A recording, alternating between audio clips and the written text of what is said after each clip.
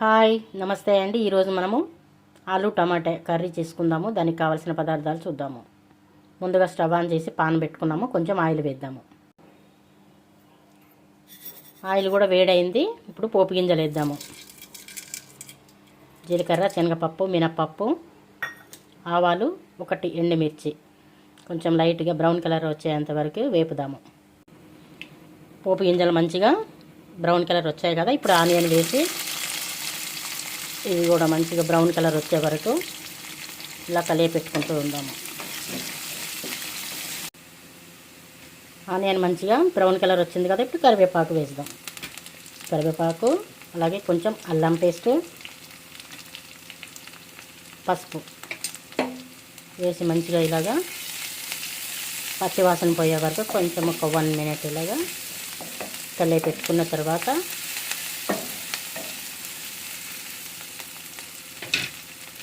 ముందుగా tomatoes cut చేసుకున్నాము. ఈ టమాటోస్ వేసేద్దాము. వేసి మంచిగా ఇలాగా కలియపెట్టి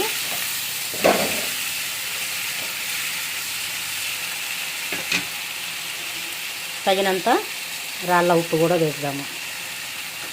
వేసి మొత్తం కలియపెట్టి మూత పెట్టి ఒక 10 నిమిషాలు మంచిగా మగ్గనిద్దాము.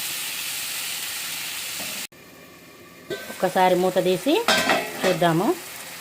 వావ్, మంచిగా మగ్గుతుంది కదా. ఇంకొక 5 మినిట్స్ ఇలాగే మగ్గనిద్దాము. అంతవరకు మనము ముందుగా ఆలు ఉడకబెట్టుకున్నాం కదా, పొట్టు తీసి చిన్నగా పీసెస్ కట్ చేసుకుందాం.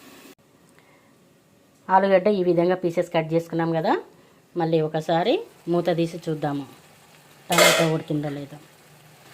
వావ్, చాలా మంచిగా ఉడికింది. ఇప్పుడు కొంచెం కారం వేద్దాం తగినంత.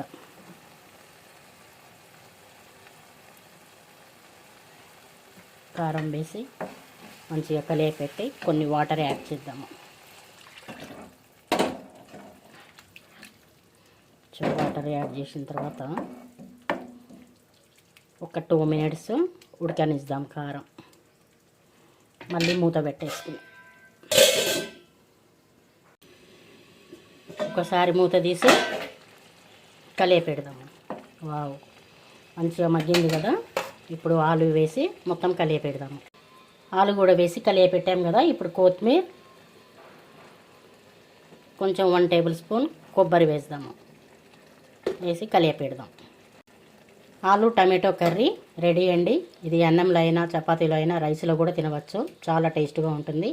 నచ్చితే ఒక లైక్ చేయండి. Thank you.